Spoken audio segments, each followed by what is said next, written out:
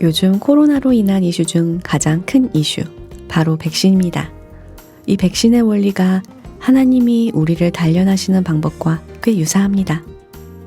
이 백신의 원리라 하면 아주 약한 바이러스를 몸속에 집어넣어 몸에 들어온 바이러스와 우리 몸이 맞서 싸우며 바이러스를 이길 수 있는 면역력을 갖게 되어 질병을 예방하는 원리인데요. 마치 신명기 32장 11절 말씀을 떠올리게 합니다.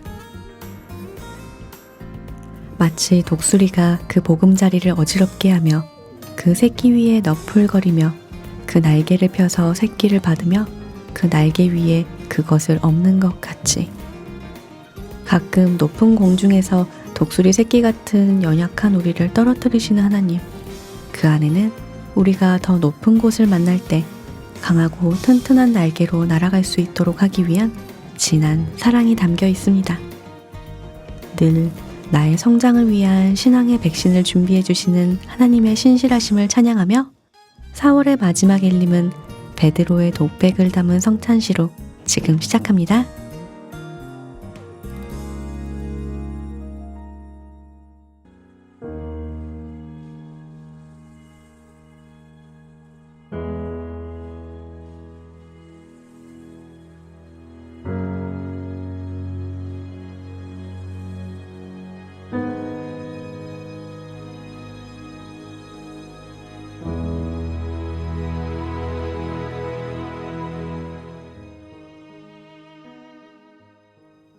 오늘 밤도 깊었다.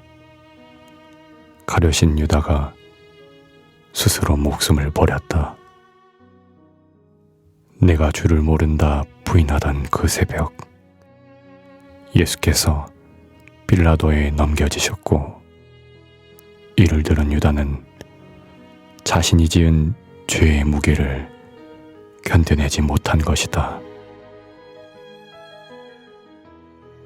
그가 견뎌내지 못한 똑같은 죄의 무게가 나를 짓누르고 있다. 왜 주를 은 30에 팔았느냐고 그를 정죄할 수 있을까? 나는 예수라는 자를 모른다고 했다. 팔아넘기는 것보다 어쩌면 더 나쁜 것은 전혀 관계없는 사람이라 외면하는 것일지도 모른다. 숱한 위기들 속에서도 굳건히 우리를 지켜주시던 주께서 잡혀가시던 그 밤, 그의 제자라 칭하던 우리는 다 주를 버렸다. 도망쳐 나와 방황하다. 모두 주를 버릴지라도 나는 그렇게 하지 않겠다던 결심이 내 비겁한 양심을 두드렸다. 그리고 그분을 멀찍이서 쫓았다. 예감이 좋지 않았다. 예수께서 끊임없이 이야기하시던 본인의 죽음이 이제 곧 눈앞에 펼쳐지는 것은 아닐까. 염려스러운 마음을 안고 들어선 대제사장의 집 뜰 안에서 어느 하나 주의 편이 되어주지 못한 그곳에서 나는 3번이나 이 사람을 알지 못한다 외쳐댔다. 닭 울음소리와 함께 주의 시선이 나를 향했다. 오늘 닭 울기 전에 네가 3번 나를 부인하리라. 그분은 다 알고 계셨다. 내가 그분을 멀찍이 따라갔다는 사실과 실수라 변명할 여지도 없이 3차례나 그분을 부인했다는 사실보다 내 마음을 찢어지리만큼 아프게 한 것은 주께서 이 모든 추악함을 다 알고 계셨다는 사실이었다.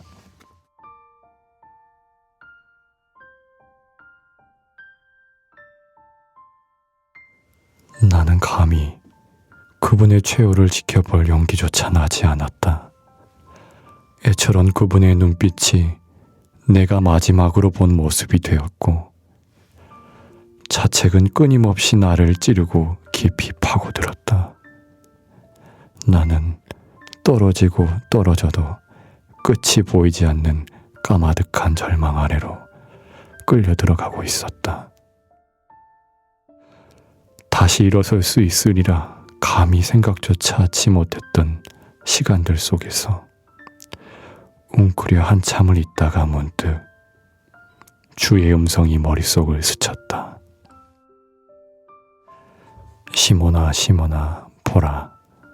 사단이 밀가오르듯 하려고 너희를 청구하였으나 그러나 내가 너를 위하여 네 믿음이 떨어지지 않기를 기도하였노니 너는 돌이킨 후에 네 형제를 굳게 하라. 나의 비겁한 현재를 다 하셨던 분이 기도한다 하셨다. 나의 가는 곳에 네가 지금은 따라올 수 없으나 후에는 따라오리라. 어떤 미래조차 기대하기 힘든 깊은 절망의 수렁을 헤매이는 나에게도 후에는 이 다음이 있을 것이라 말씀하셨다. 아, 주께서는 자신을 선생이라 부르던 이가 고작 노예를 사고 팔 정도의 돈에 자신을 팔아넘길 것도, 위하여 목숨을 버리겠다 호언장담하던 이가 나를 모른다 도망칠 것도 다 아셨고 그래도 사랑하셨다. 다 아시고도 너와 내가 상관 있기 위하여 발을 씻긴다 하셨고 너희로 내 안에서 평안을 누리게 하려 한다 하셨다. 네가 나를 부인할 것이라 미리 예고하지 않으셔도 되었다. 하지만 굳이 일러두신 것은 네가 스스로를 가장 비참하게 여길 그 순간까지도 나는 다 알고 있었으며 그래도 사랑했노라는 주님의 은혜이리라. 넘어져 그대로 일어나지 못할까봐 주님이 나의 기억 곳곳에 심어 놓으신 사랑의 흔적들이 나의 숱한 자책들을 덮었다. 나는 경고를 뻔히 듣고도 그 길로 들어설 만큼 연약했으며 나를 사랑하신 그분의 사랑은 나의 생각보다 더 강하였다. 이 모든 괴로움의 끝, 무엇이 은혜였는지 다 알게 되었다고 내가 주를 부인한 사실이 바뀔 리 없으나 나는 다시 일어서고 싶다. 나의 가장 비참한 모습까지도 사랑하신 주님을 위해 나는 달라지고 싶다. 분명 부활을 말씀하셨고 하신 말씀을 이루시는 분이시니 나는 주의 다시 나타나실 것을 기다린다. 다시 오실 그날, 주 품을 향해 뛰어갈 그날, 내가 당신을 진정 사모하고 있으며 두 번 다시는 당신을 부인하고 싶지 않다고 고백하고 싶다. 사단이 끌어들인 애통의 늪에서 더 깊은 절망으로 가지 않도록 이끌어내신 것은 분명 지금도 나의 믿음이 떨어지지 않도록 기도하시는 주님의 사랑 때문임을, 붙잡고 일어서야 할 절망의 순간 나를 놓지 않으시는 주의 은혜에 찬양하는 밤이 지나간다.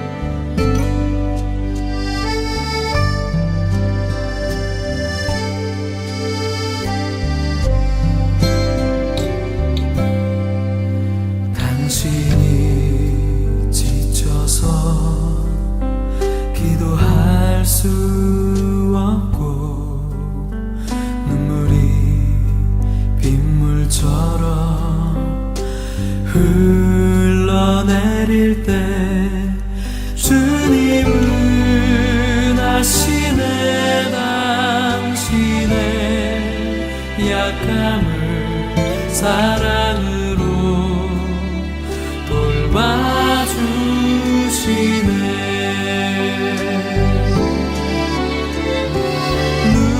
누군가 널 위하여 누군가 기도하네. 내가 홀로 외로워서 마음이 무너질 때 누군가 널 위해 기도하네.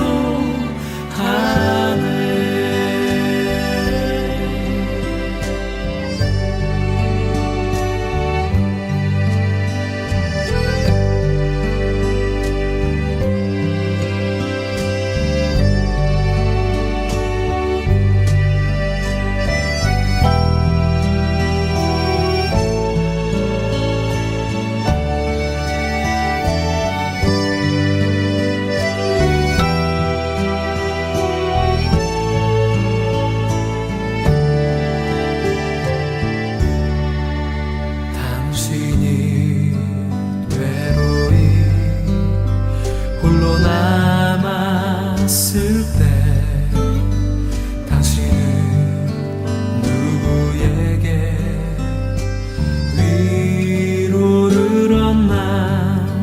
주님은 아시네 당신의 마음을 그대 홀로 잊지 못함을.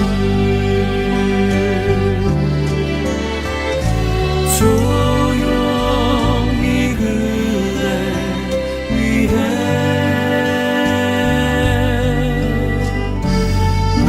누군가 기도하네.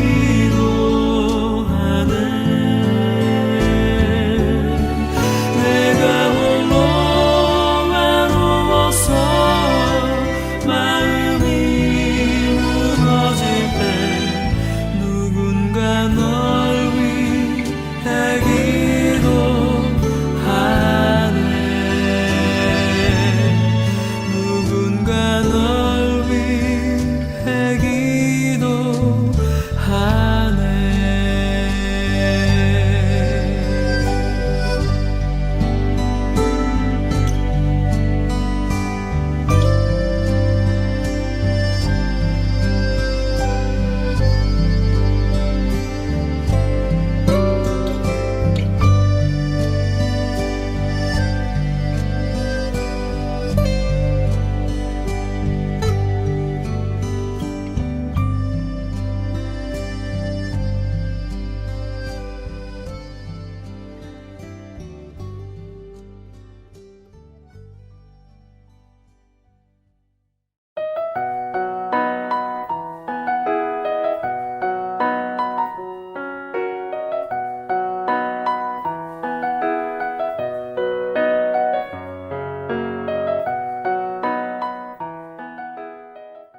서적부 속 빼곡한 신앙서적들 엘림이 읽어드립니다. 그것도 아주 쉽게. 전능자의 그늘에 이은 엘림의 책방 그 두 번째 책 바로 철로역정인데요. 오늘도 지난 시간 함께 해주셨던 두영 형제님과 함께합니다. 안녕하세요. 네, 안녕하세요. 어느덧 완연한 봄이 되었습니다. 형제자매님들. 네, 교회 곳곳이 꽃밭으로 바뀌어가고 있는 걸 보니 그제야 봄이 왔다는 생각이 듭니다. 봄을 맞아 이런 질문 한번 어떨까요? 두영 형제님께서 가장 좋아하는 꽃이 있다면? 저는 저희 자매라는 꽃을 가장 좋아합니다. 예, 저희 자매라는 꽃은 매곡동 서광 인텔파크에 피어 있고요. 네. 뭐 더 필요한가요? 아니요, 더 필요 없습니다. 예, 저는 이 정도로 하고요. 네, 죄송합니다. 청취자 여러분들께 심심한 사과의 말씀 드립니다. 예, 혹시 원영 자매님이 좋아하시는 꽃도 들어볼까요? 네, 저는 집에 자매는 없기 때문에 꽃이면 뭔들 다 좋은데요. 네. 4월 하니까 제 경험 속에서 떠오른 꽃이 있어요. 바로 진달래인데요. 예. 혹시 두영 형제님께서 여 근처 가까운 여수의 영취산 혹시 아시나요? 처음 들어봤습니다. 그래요? 딱 한 번 가본 적이 있는데 한 500m 정도 되는 산이에요. 근데 중턱부터 정상까지 진달래가 쫙 펼쳐져 있는 멋진 산입니다. 뭔가 좀 가파른 길을 걷다가 맞이한 그 풍경이 잊혀지지가 않아서 좋아하는 꽃 하니까 이 계절에는 좀 진달래가 생각이 나는데요. 땀 흘리고 나서 보게 된 꽃이라서 더 기억에 많이 남는 것 같아요. 그리고 한 송이가 아니라 무리지어 피어있는 모습이 참 오순도순 보기 좋아서요. 꼭 우리 형제 자매님들처럼. 네. 예. 역시 고품격 신앙 라디오 다운 아주 고급진 멘트였습니다. 자매님 참 감사합니다. 네, 감사합니다. 자, 진한 꽃향기가 나는 것만 같은 4월의 엘림의 책방. 오늘의 스토리텔러는 두영 형제님이십니다. 줄거리를 설명해 주실까요? 네, 이번에 읽기로 한 범위 역시 세 챕터였습니다. 7. 허례와 위선과의 만남. 8. 아름다움이란 궁전에 도착하다. 9. 겸손의 골짜기. 이렇게 세 챕터였는데요. 한 챕터씩 간단히 이렇게 줄거리를 소개해드리도록 하겠습니다. 네. 이전까지는 죄짐 문제를 해결하기 위해 집을 나와 좁은 문을 향해 가는 크리스천의 이야기였습니다. 그리고 지난번 6챕터 십자가에서 짐을 벗은 크리스천에서 결국 죄짐 문제를 해결하고 구원받게 되었지요. 그 이야기들은 우리 각자에게 어떤 나의 구원받았던 그 순간을 떠올리게 했을 것입니다. 구원받았을 때 우리는 이내 그런 생각을 하게 되죠. 됐어. 이제 끝났어. 천국 갈 수 있다. 예, 좋아하고 기뻐하는 일들과 그런 감정들이 마구 일고 난 다음에 다 끝난 것 같은 생각을 하게 됩니다. 그러나 이를 청취하고 계신 성도 형제 자매님들, 그걸로 끝이던가요? 아니죠. 그 후에 펼쳐지는 신앙생활은 정말 쉽지 않다는 걸 아마 다들 절절히 느끼고 계실 것입니다. 제 얘기네요. 네, 쉽지 않습니다. 쉽지 않습니다. 예, 원영 자매님은 이 구원받았을 때 어떤 생각과 느낌이 드셨나요?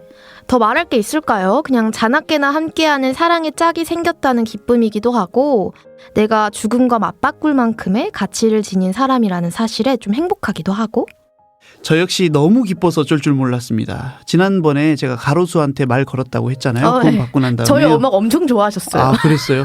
사실입니다. 두영 형제는 하면서 사실입니다. 네. 예, 29번 버스 내리고 집에 걸어가는데 정말 걷는 건지 날아가는 건지 몰랐다고 하면 말 다 했죠. 네. 예, 이제 구원받으신 분들께는 숨이 턱 막히는 이야기일 수 있지만 저는 우리 성도님들을 대상으로 그런 앙케이트 조사 한번 하고 싶어요. 뭔가요? 나에게 신앙생활이란? 그걸 공식 질문으로 삼아서 신앙생활은 네모다. 이런 걸 한 번씩 들어보고 싶다는 생각이 듭니다. 공감 가는 답변들도 많고 아주 재미있을 것 같아요. 네. 예, 오늘의 크리스천은 이제 그 신앙생활의 첫 장을 펼치게 됩니다.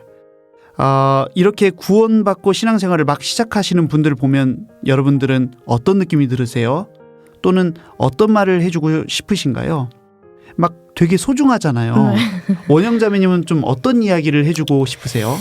어떤 이야기를 해주고 싶냐라 하면은 뭔가 어떤 이야기를 해드리고 싶다기보다는 그냥 잘해드리고 싶다 이런 생각이 들어요. 왜냐하면 처음 신앙생활을 하는 그때에 딱 그때 주변 형제 자매님들로부터 넘치게 사랑받고 또 관심받아야 마땅한 거잖아요. 그렇죠. 그때 아니면 또 언제 관심을 받아보겠습니까? 사실 그렇죠. 요즘 좀 그런 생각이 드는데 구원을 받고 교제에 온 지 얼마 안 되면 모두가 다 관심을 다 나에게 가지고 하나하나 다 챙겨주곤 하는데 새내기가 아니고 또 이제 헛내기가 되면 네. 스스로 교회 안에서 자리를 잘 잡아가야 하잖아요. 물론 곁에는 늘 사랑하는 형제 자매님들이 있어주겠지만 모든 것을 함께하기는 현실적으로 어려운 부분이 점점 더 많아지죠. 아이가 태어나도 그렇다고 생각을 하는데 처음에는 사실 숨 쉬는 것까지도 다 숨을 쉬어 막 손을 그렇죠. 쥐어 이렇게 저는 저희 아이 첫째 똥 사진도 찍어놨어요. 그 한 번씩 봅니다. 지훈이 보여주셨어요? 예, 봅니다. 아무튼 그렇게 처음에는 뭘 하든 뭔들 네, 그렇죠. 다 관심과 사랑의 대상이 되지만 커갈수록 그건 약간 당연한 것들이 되잖아요. 그렇죠. 그래서 교회 안에서도 마찬가지인 것 같아요. 자리를 잡고 봉사도 생기고 이제 내가 전도를 하고 내가 누구를 챙기고 또 신앙생활이 이제 나의 일상이 되어가는 그런 시기가 되다 보면 어떤 날은 책임이 너무 많고 짐이 무겁고 나는 혼자인 것 같다는 생각도 종종 네. 드는 것 같아요. 사실 그렇게 만드시는 게 하나님일 거라고 생각도 드는데 구본유 목사님께서 해주셨던 주일 말씀처럼 딱 자기만 의지하라고 그런 그렇죠. 일들을 주신다 생각이 들어요. 하지만 처음 교제에 와서 주고받은 사랑이 크다면 그 애착관계를 바탕으로 또 건강하게 넘어져도 다시 일어나는 신앙인으로 자랄 수 있겠다 생각이 들었습니다. 좀 잘해주고 싶다. 예. 아기가 처음 태어났을 때 이제 엄마랑 관계 형성이 잘 되면 그냥 알아서 큰다고 하니까. 중요하죠. 네, 그래서 처음 오신 분들한테 진짜 더 진하게 잘해드려야 되지 않나. 네. 뭔가 어떤 말을 해주기보다는 그런 생각이 들었어요. 참 너무 좋은데요. 네. 저는 대집회 때 구원받았다고 마지막에 손 드시고 또 주일까지 오셔서 새로 구원받으신 분들 일어서시잖아요. 네. 정말 마지막까지 꼭 교제에 붙어 있으시면 좋겠다. 끝까지 같이 갑시다. 예, 이런 생각도 들고요. 해주고 싶은 말이라면 저를 전도해준 사촌 누나가 정말 많이 네. 해줬던 조언을 해주고 싶습니다. 어. 누나가 저한테 그런 이야기 많이 해줬거든요. 두영아, 사람 보면 안 돼. 하나님만 보고 가야 돼. 두영아, 알았지? 정말 가장 필요한 조언이었다고 생각해요. 네. 풍비박산이 나는 가족을 보고 두려워해서도 안 되고, 교회 안에 먼저 구원받은 그런 어떤 구원받은 사람답지 못한 형제 자매님들의 모습을 보고 판단하거나 미워해서도 안 되고, 오로지 하나님만 보고 한 길을 가라. 오늘의 주인공, 이제 구원받고 신앙생활을 시작하시는 크리스천 형제님께 저 역시 동일한 이야기를 해주고 싶습니다. 크리스천 형제님, 사람 보면 안 돼요. 하나님만 보고 가세요. 사람 말고 하나님만 봐라. 정말 많이 들었던 말입니다. 진리죠, 진리. 아마 크리스천도 그 진리를 몸소 보여주지 않을까 싶은데요. 이제 스토리를 소개해 주실까요? 네, 7챕터 허례와 위선과의 만남입니다. 십자가에서 죄짐 문제를 해결하고 제일 처음 만나게 된 세 사람이 나옵니다. 그들의 이름은 천박, 나태, 거만. 이 세 사람에게 크리스천은 전도를 하게 되죠. 도와주고 싶은 마음을 전하고 옳은 길을 알려줍니다. 그러나 돌아오는 것은 싸늘한 반응들. 이내 좋지 않은 마음이 된 크리스천은 조금 더 길을 가다가 담을 넘어오는 두 사람을 만납니다.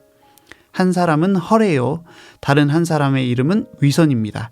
허례와 위선은 헛된 영광이라는 도시에서 태어난 사람들로 영예를 찾으러 시온산으로 가는 사람들입니다. 네. 크리스천은 곧바로 요한복음 10장 1절 말씀을 인용하여 다른 데로 넘어오는 것은 절도며 강도가 아니요? 라고 말합니다. 그러자 허례와 위선은 문을 통해서 가는 길은 너무 멀고 힘들어서 지름길을 택하려 담을 넘어왔다고 말합니다. 그리고 크리스천에게 불만을 표하죠. 우리는 1000년 넘게 담을 넘어왔다. 이게 관습이다. 그리고 내가 담을 넘었건 대문을 통해 왔건 지금 당신이나 나나 다를 게 뭐가 있냐? 이렇게 말이죠. 그리고 그 이름 허례와 위선답게 율법이나 규례에 대해서는 당신 못지않게 양심적으로 잘 따르고 있다라고 말하고요. 너와 다른 것이 하나 있다면 옷이 다르다는 것 뿐이다.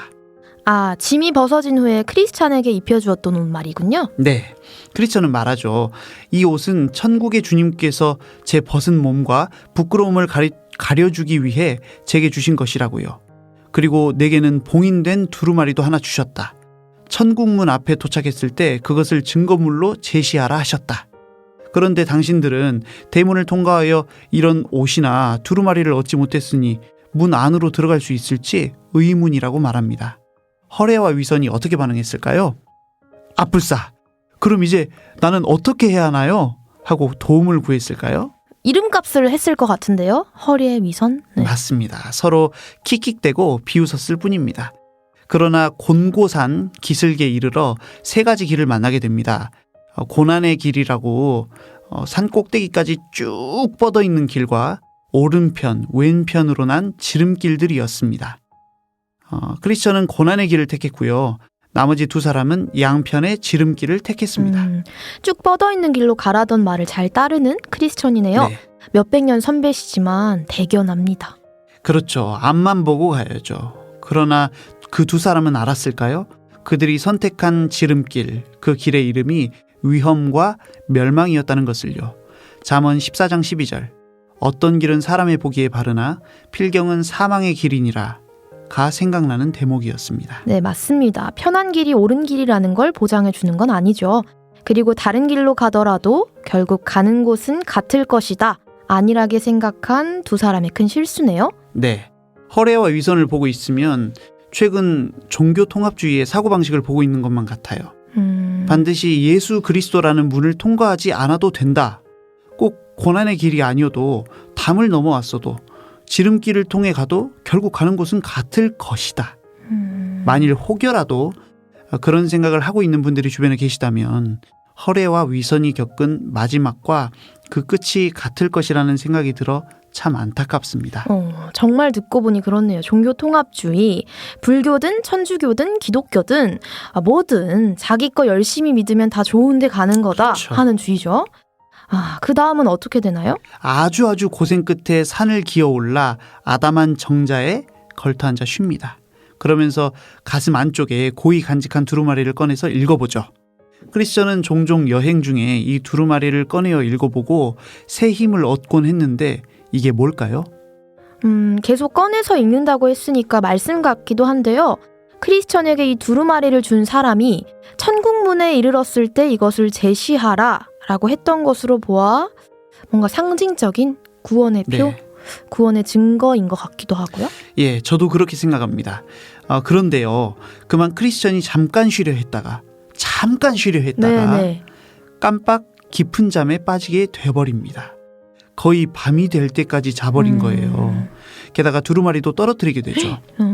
그러다 퍼뜩 깨서는 산 꼭대기까지 빠른 걸음으로 올라갑니다. 네. 그때 겁쟁이와 불신을 만납니다. 이들은 깨알 정보를 제공하는데요. 시온성으로 가기 위해 자기들도 험난한 길을 지나왔는데 사자 2마리가 누워있어 도저히 그 길을 지날 수 없어 돌아왔다고 말합니다. 아마 크리스천이 맞닥뜨릴 일에 대한 예고편이겠죠. 우리의 크리스천. 그런데 아차, 그만 두루마리를 잃어버렸다는 것을 깨닫습니다. 하나님께 간절히 기도한 후 두루마리를 다시 되찾으러 돌아갑니다.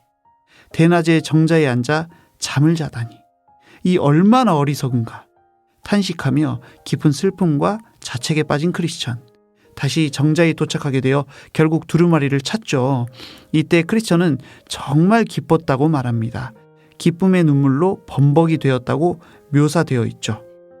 힘든 고난의 길을 걷고 있는 사람에게 하나밖에 없는 성경책을 그리고 어디서 구하기도 어려운데 잃어버렸다가 가까스로 다시 찾았다면, 혹여 주님이 나에게 주신 구원의 표라면 정말 중요한데 네. 그걸 잃어버렸다면 참 이런 크리스천의 반응이 그럴 법도 하죠. 네. 밤이 깊은 상태에서 이렇게 7챕터가 끝납니다.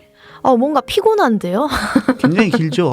아니요, 그거보다 뭔가 같이 고생하는 느낌이 들어가지고 같이 고생하다 산 밤을 오르고 맞이한 것 막 같아요. 밤 되고 막 다시 돌아가고 그러고 네. 있습니다 지금. 그러니까 다시 또 오르막길 올라왔을 예, 텐데 얼마나 맞습니다. 고생했을까요? 그렇죠. 최근에 출애굽기 읽다가 깜짝 놀란 부분이 있는데요. 네. 12장 13장 중에 이스라엘 사람들이 양을 구워 먹고 애굽의 장자들이 모두 죽으며 바로가 모세를 부르고 이스라엘 백성들이 애굽 백성들에게 은금 패물을 구하고 얻어 떠나는 그 모든 일이 하룻밤에 이루어진 일이었다는 것을 듣고 깜짝 놀랐습니다. 정말 박진감 넘친다는 네. 생각을 했었거든요. 굉장히 힘든 과정이었겠다는 생각도 들었고요. 6월절이 우리의 구원을 상징한다면 크리스천 역시 십자가에서 방금 구원받고 맞는 첫 밤이잖아요. 네.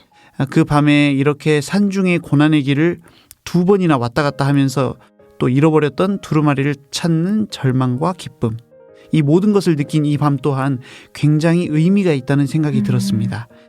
구원받은 날 그 밤, 여호와의 밤이라 묘사되었던 우리 각자 모두에게 있던 그 밤을 한 번씩 떠올려 보시면 크리스천의 여정이 더욱 와 닿겠다는 생각이 들었습니다. 역시 감사합니다.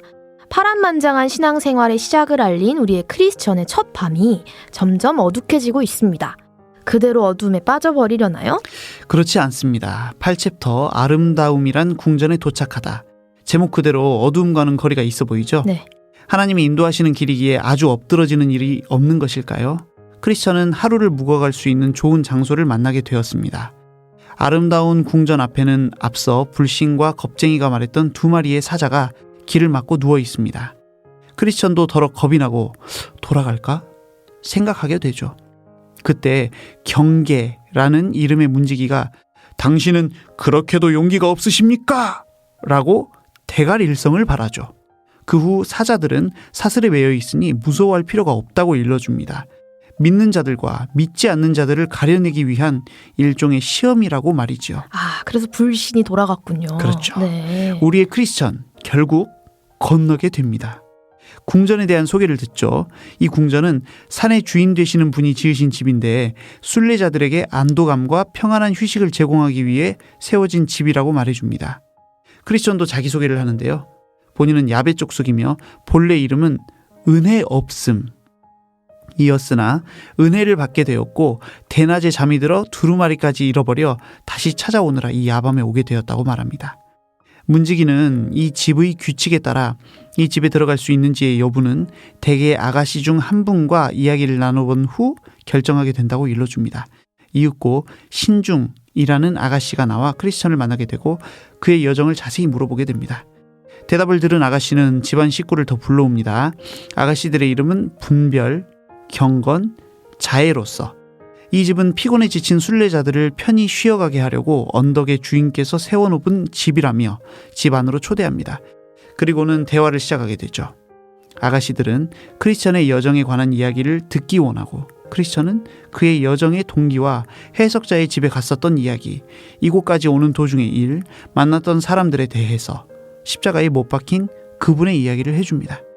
크리스천만 이야기하는 것이 아니라 처녀들도 궁금한 점을 물으며 서로 이야기 나누기를 밤 늦게까지 하고 잠이 들죠. 네. 둘째 날 아침 처녀들은 크리스천에게 이 집에 있는 여러 가지 진귀한 보물들을 구경하고 떠나라고 권합니다. 맨 처음은 서재로 인도하여 이 집의 주인에 대한 족보를 보여주고요. 종들의 여러 공적과 성취된 예언들을 알려줍니다. 그 다음 날은 크리스천을 병기 창고로 데리고 가서 순례자들을 무장시키기 위한 여러 무기들을 보여줍니다. 재미있는 것이 여기에는 그뿐 아니라 주님의 일꾼들이 놀라운 일들을 일으키는 데 사용했던 도구들을 보여줍니다. 모세의 지팡이, 야엘이 시스라를 죽일 때 사용했던 말뚝과 방망이, 기드온의 빈 항아리와 나팔 횃불, 삼손이 사용했던 턱뼈, 골리앗을 쳐 죽일 때 사용했던 물매와 돌들을 보여주었다는 대목인데요. 그 도구들을 실제로 본다니 생각만 해도 즐겁고 설레는 일이죠. 진짜요. 나도 괜히 손 한번 대보고 싶고 좀 네. 이렇게 휘둘러 보고 싶고 좀 그럴 것 같아요. 보물을 보는 느낌이지 않을까요? 네. 또 한편으로는 무기들이 나온다는 것 자체가 어떤 크리스천의 무장이 이루어질 것 같다는 앞으로 전투가 있을 것만 같다는 그런 느낌적인 느낌이 들지 않으십니까? 네, 느낌적인 느낌. 이제 하루만 더 묵고 가라는 처녀들의 권함으로 하루 더 묵은 뒤 기쁨의 산들을 보게 되고 그 고장의 이름이 임마누엘의 땅임을 알게 됩니다. 그곳 역시 이곳 아름다움의 궁전과 같이 순례자들을 위한 휴식처라고 알려주죠. 잘 쉬었습니다. 네. 예, 출발하게 되면서 다시 9챕터 겸손의 골짜기가 시작됩니다. 겸손의 골짜기 좀 스펙타클하네요. 아름다움의 궁전에서 겸손의 골짜기로. 그렇죠. 아까 예상했듯이 먼 길을 떠나기 전 창고에 들러 풀세트를 장착하게 됩니다. 네. 그 어떤 것도 뚫을 수 없는 투구와 갑옷으로 무장하게 되죠. 이때 중요한 대목이 나옵니다. 네. 예, 문지기에게 혹시 자기가 쉬는 중에 어떤 순례자가 지나가지는 않았는지 물어보죠. 문지기는 믿음이라는 사람이 지나갔다고 알려주면서 크리스천은 자기 마을에 살았던 이웃이라며 그와의 거리를 확인합니다. 지금까지 저는 되게 마음 쓰였던 게 네. 크리스천에게 동역자가 없다는 거였거든요. 아마도 믿음이 좋은 동역자가 되어줄 수 있지 않을까 하는 기대가 됩니다. 네. 그리고 겸손의 골짜기였잖아요. 겸손의 골짜기로 내려갑니다. 저는 여기서 크리스천을 어떤 겸손하게 만드는 일이 일어날 거라고 생각을 했거든요. 네. 차분한 분위기. 네. 네. 예, 그런 거요. 그런데 언뜻 곧바로 연결되어지지는 않지만 크리스천은 엄청난 난관에 봉착하게 됩니다. 바로 무적행의 사자 아볼루원을 만나게 되었는데요. 우와. 뒤로 갈까? 도망갈까? 하다가 내가 가슴바지 갑옷만 입고 이게 이렇게 생겼나 봅니다. 등은 못 가렸나 봅니다. 예, 그래서 등 어떤 구조인지 모르겠지만 등을 못 가렸다고 나옵니다. 여러분 뒷걸음질 치시면 안 되겠습니다. 예, 뒤로 가면 되지. 예, 등은 못 가렸다는 사실을 깨닫고는 용감하게 대항하기로 마음 먹게 됩니다. 대항한 계기가 참 예, 웃픈 이야기네요. 예, 뒤로 갈 수 없어요. 예, 그래서 아볼루온 앞에 선 크리스천, 예, 두둥. 얼마나 떨렸을까요? 굉장히 추하게 생겼다고 묘사되어 있고 동물의 발, 날개, 입을 빌어 표현한 것을 보면은요, 요한계시록에서 짐승을 묘사한 그것을 생각하시면 편할 것 같습니다. 그리고 그는 미혹하는 자답게 크리스천에게 여러 질문을 던지며 공격합니다. 네. 당장 너를 쓰러뜨릴 수 있다. 네가 여기서 돌아간다면 굉장히 후대해 주겠다. 너처럼 나를 떠났다가 돌아온 이들이 수도 없이 많다. 나는 지금 너를 구원해 주려는 거야. 등등 회유도 하고 겁박도 하려 했다가 그 속마음에 깊은 곳을 찌르기도 합니다. 네. 지금까지의 여정길에서 크리스천이 흔들리고 넘어졌었던 이력을 찌르는 거예요. 결정타네요. 그렇죠. 너 그때 결심이 흔들렸잖아. 유혹에 넘어갔잖아. 어리석은 잠에 빠졌잖아. 여행 도중 네 경험을 간증할 때 은근한 자만심과 허영심을 품었잖아. 라고 말이죠. 그러나 우리 크리스천 겸허히 인정하고 그러나 하나님은 그 모든 약점들마저 용서해 주셨다고 맞받아칩니다. 그리고는 네 자신이나 조심하라고. 너나 잘하세요. 네 자신이나 조심해라. 예, 따끔하게 이야기합니다. 야, 우리 크리스천 정말 대단하지 않나요? 대단하네요. 정말 하나님의 사랑이 가득 찬 사람은 어떤 상황에서든 용감할 수 있는 게 맞다. 네. 하나님 백으로. 네. 그리고서 아볼루온은 마귀답게 눈이 뒤집힙니다. 예, 눈이 뒤집혔어요, 이 친구가. 네. 그래서 전투가 시작된 거예요. 네. 마귀는 불화살을 쏜다더니 이 아볼루온은 불붙은 창을 크리스천을 향해 던집니다. 이때는 뭘로 막죠? 방패. 네. 방패로 막고 마귀는 계속 퍼붓는 맹렬한 싸움이 이어집니다. 네. 그러다 크리스천은 머리, 손, 발에 부상을 입죠. 그러나 물러서지 않고 다투는데 반나절이나 이어졌다고 합니다. 반나절이라면 대략 3시간 정도 되는 시간인데 크리스천은 거의 기진맥진 해버렸습니다. 네.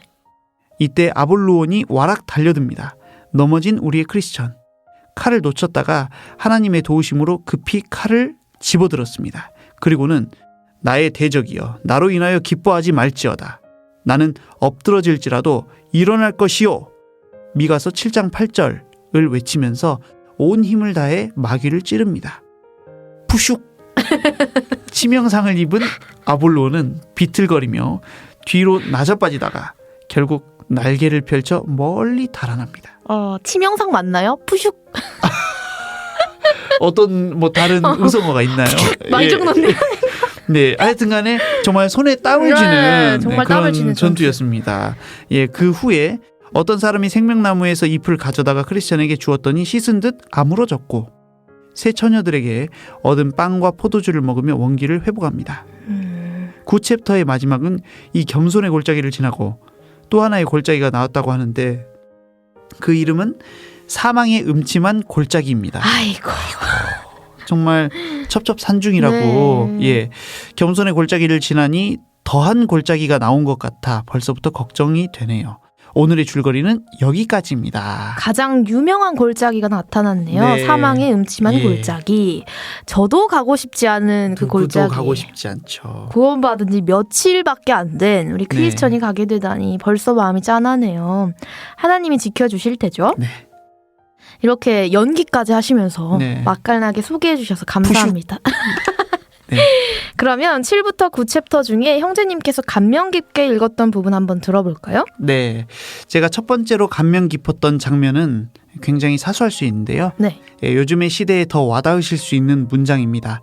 104쪽 아름다운 궁전에서 새 처녀, 경건, 분별, 자애와 함께 교제를 나누고서 말미에 나온 이렇게 밤늦게까지 함께 이야기를 나누던 그들은 주님께서 보호해 주실 것을 기도드린 뒤 제각기 잠자리에 들었다. 입니다. 정말 간단한 문장인데 이 부분이 참 마음에 들더라고요. 요즘처럼 코로나19로 인해 형제 자매님들과 모여 교제 나누는 건 그 자체가 쉽지 않은 상황이잖아요. 네. 그런데 밤늦게까지 마스크도 쓰지 않고 이야기를 나누었다? 예, 이건 교제잖아요. 네, 밤샘 교제네요. 예, 철로역정 가운데서 교제다운 모습으로 처음 소개된 곳 같았습니다. 예. 네. 마치 선교사님들이 오시면 그간에 거쳐왔던 요정을 말씀해 주시잖아요. 네. 사진도 보여주시고요. 그럼 저희는 너무 놀라서 이 말문이 막히기도 하고 궁금한 것은 질문하기도 합니다. 어떤 땐 눈물도 짓고요. 꼭 그런 모습을 보는 것만 같았습니다. 청년회 팀장님들과 캐나다 선교사님과의 식사 자리가 만들어지고 간증과 질문이 오갔던 경험을 했던 적이 있었는데요. 비슷한 것 같아요. 맞아요. 십자가에서 짐을 벗어버린 크리스찬이 환호에 차 있었다면 이 부분은 정말 이 책을 읽으면서 늘 불안정하고 네. 늘 쫓기기만 했던 크리스찬이 참 안정되어 있다. 평안하다 느꼈던 순간이었습니다. 같은 곳을 사랑하는 사람들과 함께 있기 때문에 느끼는 안정감 같은 거요. 네. 그리고 또 하나 제가 감명 깊었던 이유는 바로 동역자라는 개념 때문입니다. 지금까지 전도자에게 일방적으로 조언을 듣고 반성하기만 했던 크리스천. 그랬던 그에게 생각을 나누고 감동도 받으며 격려도 하는 사람들이 생겼다는 게 참 마음이 따뜻해졌어요. 쉽지 않은 그간의 여정들을 감내하는 것은 오롯이 본인의 몫이지만 그것을 함께 나눌 사람들이 있다는 건 또 다른 차원의 중요한 일이잖아요. 네. 인생이라는 링 위에서 하나님의 전신갑주를 입고 전투를 합니다. 다른 어느 누구도 대신에 싸워줄 수 없어요. 내가 해야 해요. 하나님의 도우심을 받으면서 말이죠. 근데 거기서 계속 혼자 싸우고 라운드가 끝나는 것도 없이 계속 싸우기만 한다면 대체 얼마나 지칠까요? 상상할 수나 있을까요? 그러나 그렇지는 않죠. 라운드가 끝나면 자기 코너를 찾아 돌아가고 함께 훈련했던 코치들은 몸을 풀어주고 팀 닥터는 피나는 곳도 지혈시켜주고 예, 또 몸 상태나 상대는 어떠냐고 물으며 네. 이번엔 다른 방법으로 공략해보라고 조언해주기도 하고 끝에는 파이팅을 외쳐주잖아요. 네. 다시 또 새로운 라운드가 시작되는 겁니다. 바로 이런 코치들, 동역자라고 생각해요. 네. 예, 십자가 아래서 죄짐을 해결하고 구원받은 뒤 교제를 나누는 모습 너무 아름답고 읽는 제가 뿌듯했습니다. 최근 말씀에서 부모님의 영향력은 신앙생활에서 절대적이지 않다라고 말씀을 해주셨습니다. 네. 왜냐하면 열왕기에 신앙적인 부모님 밑에서 신앙적이지 않은 자녀가 태어나기도 하고 전혀 신앙적이지 않은 부모님 아래에서 굉장히 신앙적인 인물들이 태어나는 걸 보면 부모의 영향력이 절대적이지는 않다는 의미였습니다. 네. 그리고 부모님이 끝까지 함께 해줄 수도 없습니다. 그러나 신앙생활에 지대한 영향을 미치며 끝까지 할 수 있게 만드는 절대적인 존재가 있는데 그 존재를 동역자라고 한다 하셨습니다. 네. 그 말씀 듣고 동역자에 대한 의미를 굉장히 다시 생각해보게 됐던 것 같아요. 나에게는 그런 동역자들이 있나 하는 생각도 들었고요. 원영자매님은 그런 동역자 있으신가요? 동역자요. 예. 사실 그 단어가 좀 제가 봤을 때는 참 정의하기가 어려운 단어인 것 같아요.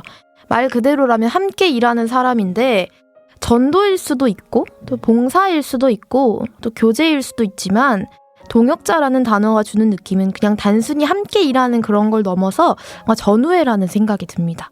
정말 내가 만약에 쓰러지면 나 대신 내 몫을 기꺼이 해줄 수 있는 사람. 네. 그리고 그 사람이 쓰러지면 나 또한 당연히 그 사람의 몫과 짐까지 기꺼이 질 수 있는 관계.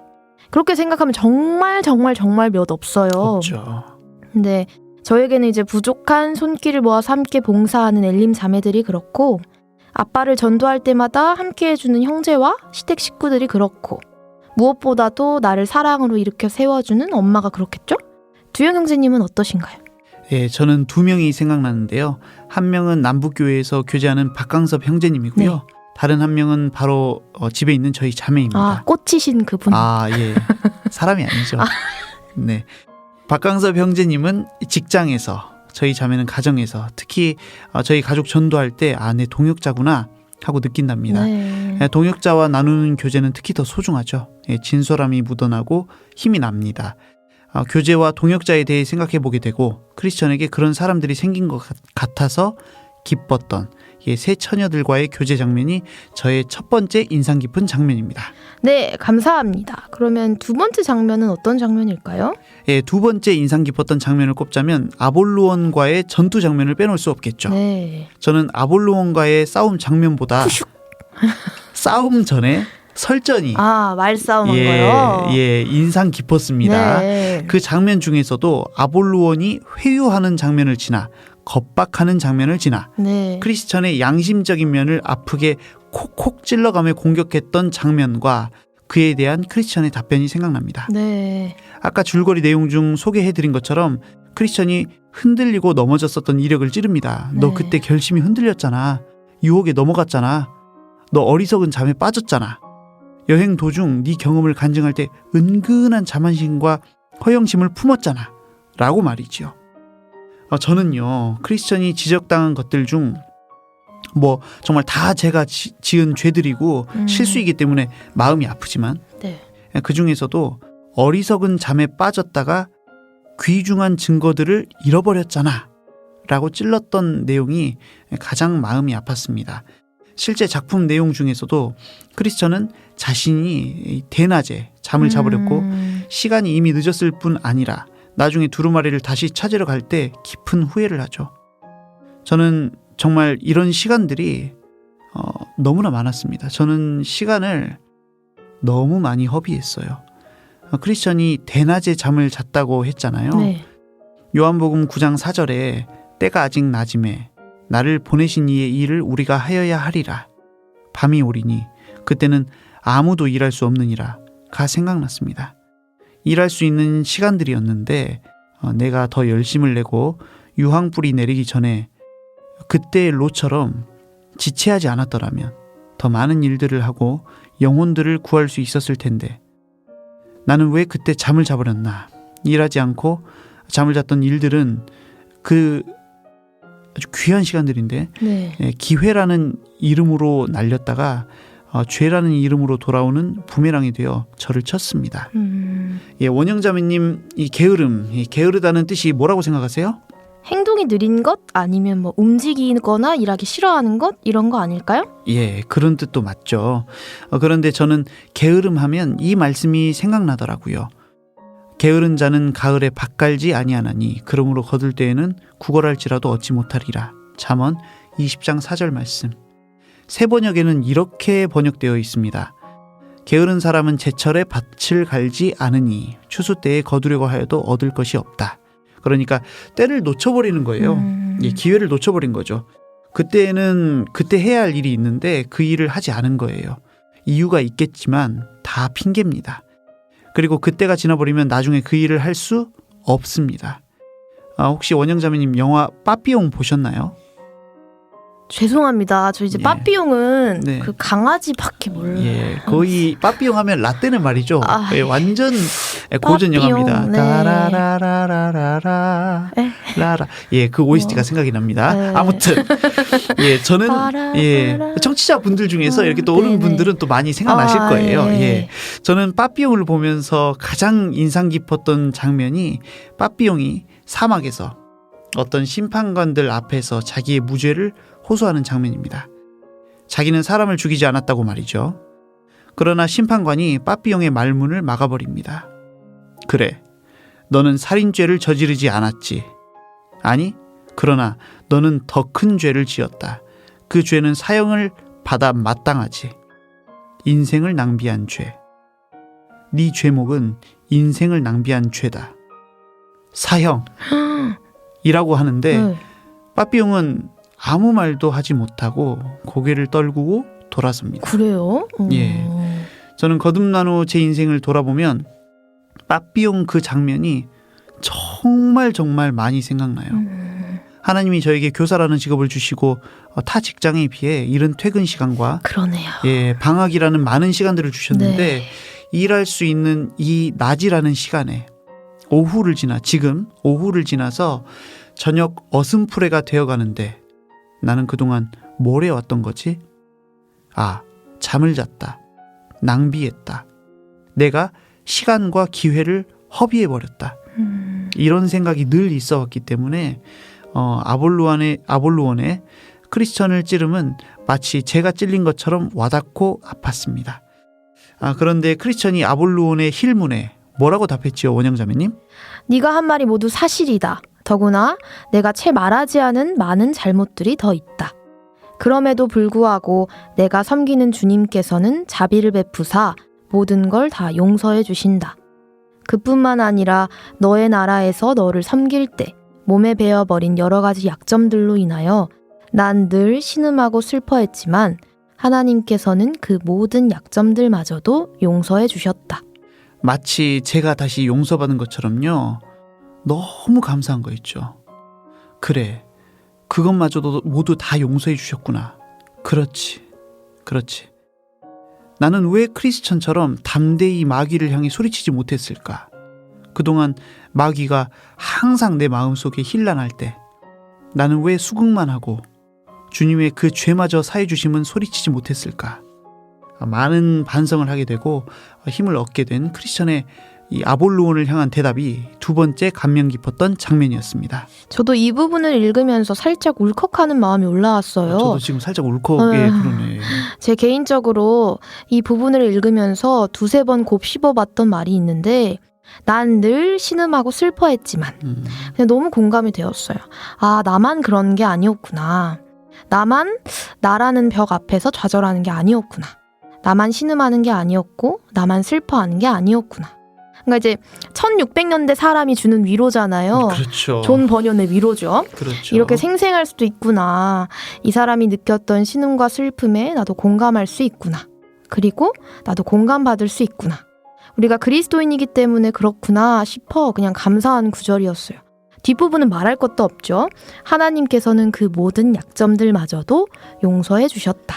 네, 우리 청취하시는 많은 형제 자매님들도요. 마음에 마귀가 붙잡고 힐난하는 부분들이 아마 많이 있으실 텐데요. 제가 그랬던 것처럼 거기에 빠져서 지내지 마시고 하나님께서 그 모든 죄들마저도 다 용서해 주셨다는 것을 생각하시면서 담대히 소리치시고 담대히 더욱 힘있게 살아나가시길 바랍니다. 네. 예, 그럼 원영자매님께서 인상 깊으셨던 장면도 좀 들어볼까요? 저는 허리와 위선에게 크리스천이 했던 말이 인상 깊었습니다. 형제님께서 한번 읽어주시겠어요? 네. 제가 걸치고 있는 이 겉옷은 우리가 지금 가고 있는 천국의 주님께서 당신들이 말한 대로 제 벗은 몸을 가려주시기 위해 제게 주신 것입니다. 전에는 누더기밖에 입어본 적이 없는 저에게 이렇게 좋은 옷을 주신 것은 하나님께서 보여주신 이 사랑의 증거라고 여기고 있습니다. 더구나 천국 문 앞에 다다랐을 때 그곳의 주인 되시는 하나님께서 제 겉옷을 보시고 저를 영원히 기억해 주시리라는 생각은 이 길을 가는 저에게 큰 위로가 됩니다. 바로 구원의 옷에 대한 것입니다. 네. 아볼로온이 크리스천을 찔렀던 말처럼 마귀가 저뿐만 아니라 모든 형제 자매님들께도 그럴 텐데 동일한 방식대로 찌를 때가 있습니다. 너는 지금 이것도 못하고 있고 저것도 못하고 있고 엉망진창이잖아 이렇게 찌르는데 그럴 때마다 참 두려워져요. 예. 하나님이 사랑의 원천이라고 느껴지기보다는 때로는 되게 피하고 싶은 분이라고 느껴지는 날들이 있어요. 그냥 밝은 빛 예. 그 자체이신 분이라 나는 그분 앞에 어울리지 않다라고 느껴지고 나는 그분 앞에 그냥 부족한? 아니 어쩌면은 부족하다는 말로도 설명이 안 되는 그런 존재처럼 느껴지는 날들이 있는데 그런 날은 뭔가 제가 선악과를 따먹고 하나님이 두려워 숨은 아담과 하와처럼 느껴지는 거예요. 예. 네가 어디 있느냐 할 때 두려워하여 숨었나이다. 느끼기 싫은 감정이죠. 그러다가 하나님이 아담과 하와에게 지어 입히신 가죽옷을 생각하게 됩니다. 그 가죽옷을 통해 아담과 하와는 하나님께 제사를 드릴 수 있었고 교제할 수 있었고 내가 자꾸만 이 가죽옷을 까먹고 있구나 싶을 때가 있어요.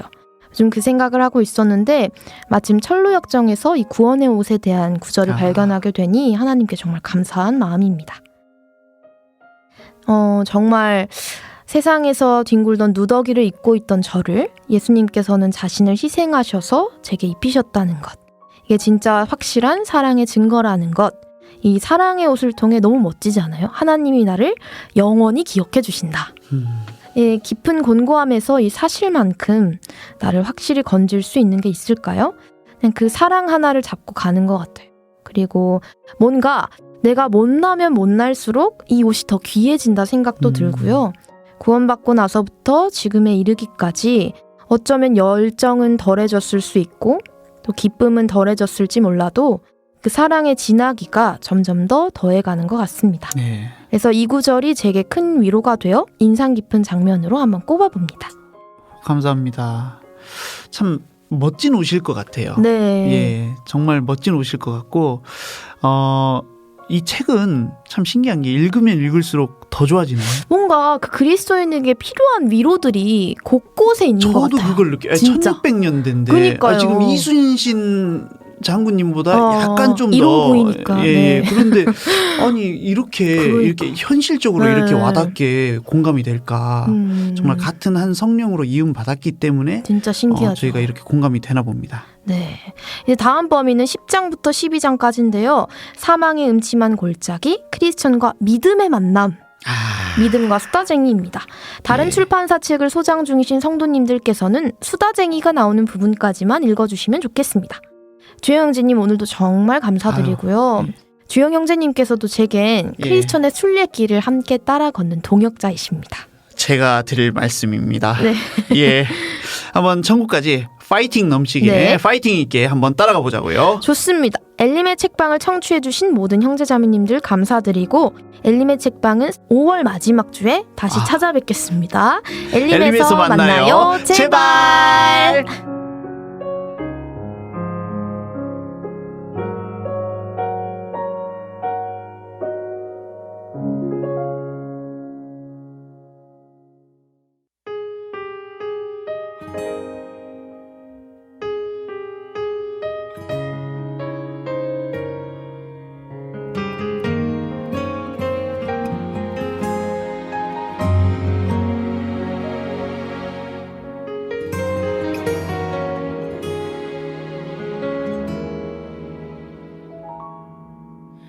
주님, 제 마음이 너무 둔해서 주님을 볼 수 없습니다. 이 땅에 속하여 이 땅만 보다가 주님 손을 놓쳤습니다. 나는 나그네로 왔는데 왜 주저앉게 되었나. 나는 청지기인데 언제부터 내 삶의 주인이 되어버렸나.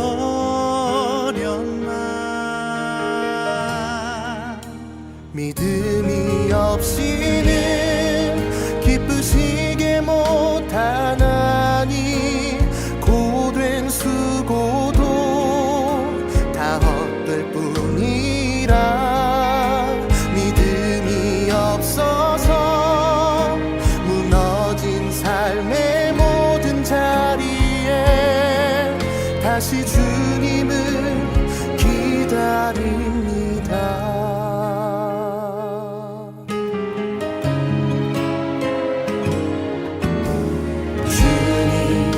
제 마음이 너무 둔해서 주님을 볼 수 없습니다.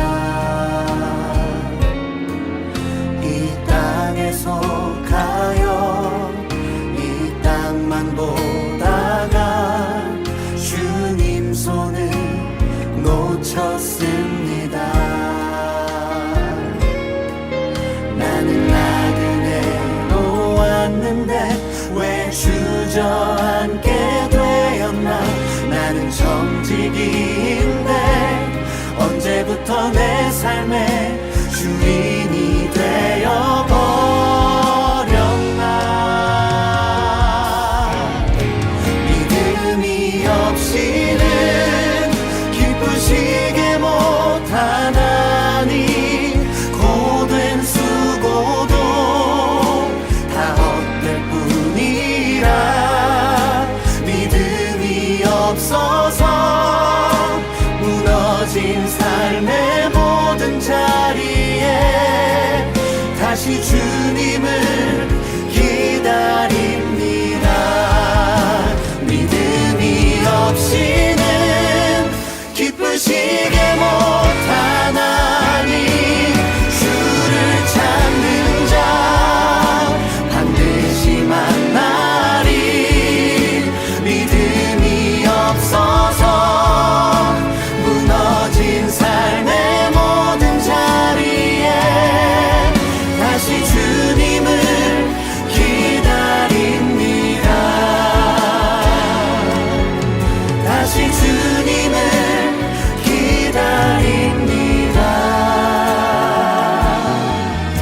다시 주님을 기다립니다.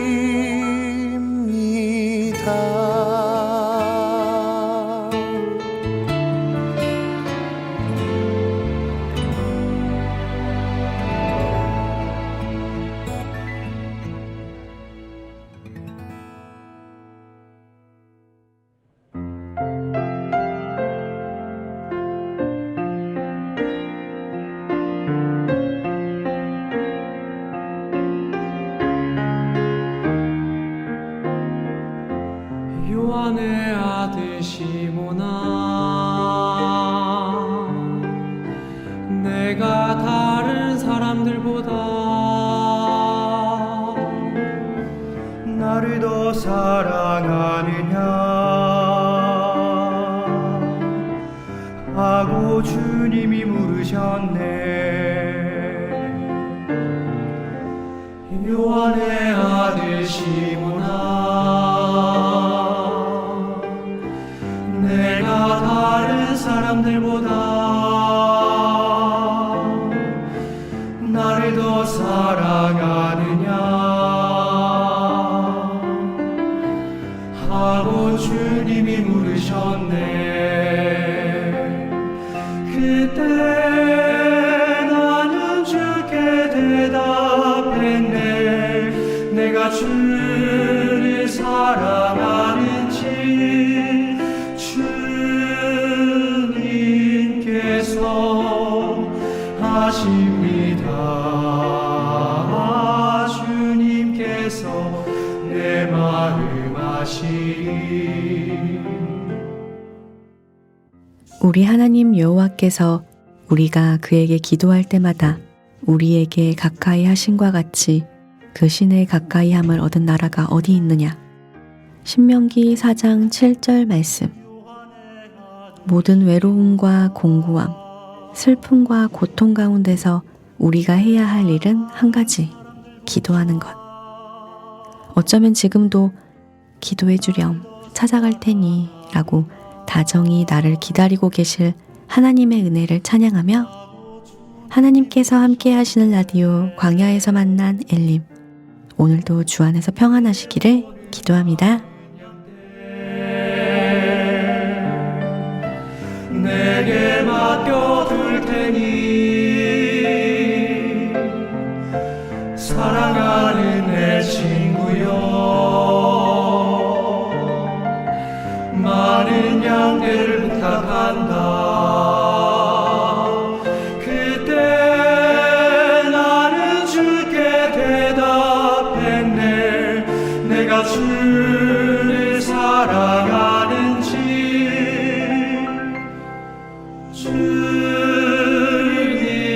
주님께서 하십니다.